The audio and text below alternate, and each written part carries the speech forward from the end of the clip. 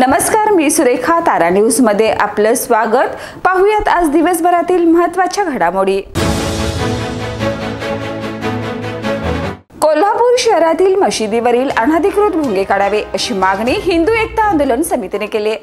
याबाबत वेगवेगळ्या पोलीस स्टेशनला निवेदन देण्यात आलं होतं. मात्र अद्याप ही कारवाई झाली नसल्याने आज हिंदू एकता आंदोलन समितीच्या वतीनं जिल्हाधिकारी कार्यालयासमोर आंदोलन करण्यात आलंय. कोल्हापुरातील विशाळगड हिंसाचारानंतर तब्बल 5 महिन्यानंतर 7 जानेवारीला पर्यटकांसाठी खुला झाला आहे. प्रशासनाने विशाळगडावर जाण्यासाठी पर्यटकांना परवानगी दिली आहे, पण यासाठी काही नियम व अटी पाळाव्या लागणार आहेत. सध्या ही तात्पुरती परवानगी देण्यात आली होती. त्यानंतर आता पर्यटकांसाठी आणखी एक दिलासादायक बाब समोर आली आहे. विशाळगडावरची वेळ आणखी 1 तासाने वाढवण्यात आली आहे. शिवसेना प्रमुख बाळासाहेब ठाकरे यांची जयंती व उपमुख्यमंत्री एकनाथ शिंदे यांच्या वाढदिवसाचं औचित्य साधून शिवसेनेच्या वतीनं शिवकार्य मोहिमेचं आयोजन करण्यात आलं असून दिनांक 5 ते 9 फेब्रुवारी 2025 दरम्यान शहरात विविध उपक्रमाचं आयोजन करण्यात आलं असल्याची माहिती आज राज्य नियोजन मंडळाचे कार्यकारी अध्यक्ष आणि आमदार राजेश क्षीरसागर यांनी दिली. कोल्हापूर शहराच्या हद्दवाढीचा मुद्दा आता चांगलाच तापलाय. शहराच्या हद्दवाढीला विरोध करणाऱ्या गावातील प्रतिनिधींनी पालकमंत्र्यांना हद्दवाढ होऊ नये यासाठी निवेदन दिले. त्यानंतर आज कोणत्याही परिस्थितीत हद्दवाढ करणारच असा इशारा कृती समितीने दिलाय. त्यामुळे आता संघर्ष निर्माण होण्याची चिन्ह दिसत आहेत. अहिल्यानगर येथे संपन्न झालेली 67वी महाराष्ट्र केसरी स्पर्धा ही वादाच्या भोवऱ्यात सापडली आहे. स्पर्धेच्या गादी गटातील उपांत्य फेरीमध्ये नांदेडचा शिवराज राक्षे विरुद्ध पृथ्वीराज मोहोळ यांच्यात सामना रंगला होता. यावेळी पंचाने दिलेला निर्णय पसंत न पडल्याने शिवराज राक्षे यांनी पंचालाच लाथ मारल्याने गोंधळ उडालाय. या लढती दरम्यान पाठ न टेकता पंचांनी चुकीचा निर्णय दिला असल्याचा आरोप शिवराज राक्षे यांनी केलाय.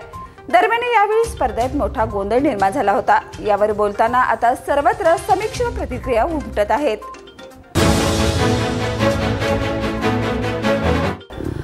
कोल्हापूर जिल्ह्यात प्रधानमंत्री आवास योजना व राज्यस्तरीय योजनामधून 50,000 हक्काची घरं उभारण्यासाठी आम्ही सोबती घरकुलाचं या मोहिमेचा शुभारंभ पालकमंत्री प्रकाश आंबेडकर यांच्या हस्ते करण्यात आला. या मोहिमेअंतर्गत लाभार्थ्यांना पिण्याचं पाणी, वीज, स्वच्छतागृह, आरोग्य आणि शिक्षण यासारख्या मूलभूत सुविधा पुरवण्याचं नियोजन आहे.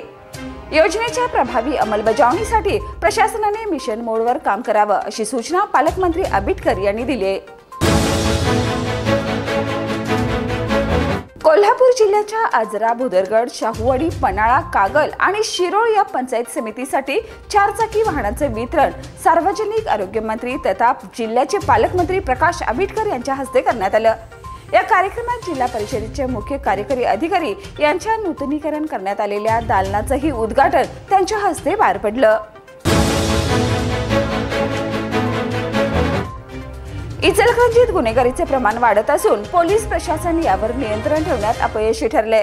जिल्हा नियोजन बैठकीत आमदार डॉक्टर राहुल आवाडे यांनी गुन्हेगारीवर लक्ष वेधले आणि पोलिसांच्या निष्क्रियतेवर आक्षेप घेतलाय.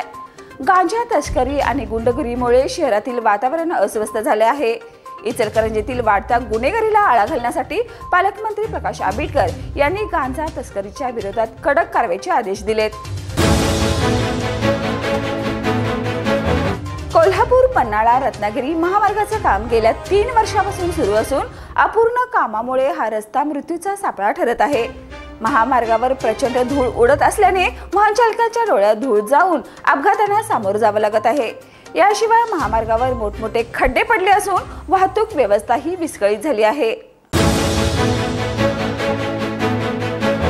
तर या होत्या आज दिवसभरातील महत्त्वाच्या घडामोडी. उद्या पुन्हा भेटूया नवीन बातमीपत्रासह. तोपर्यंत पाहत रहा तारा न्यूज.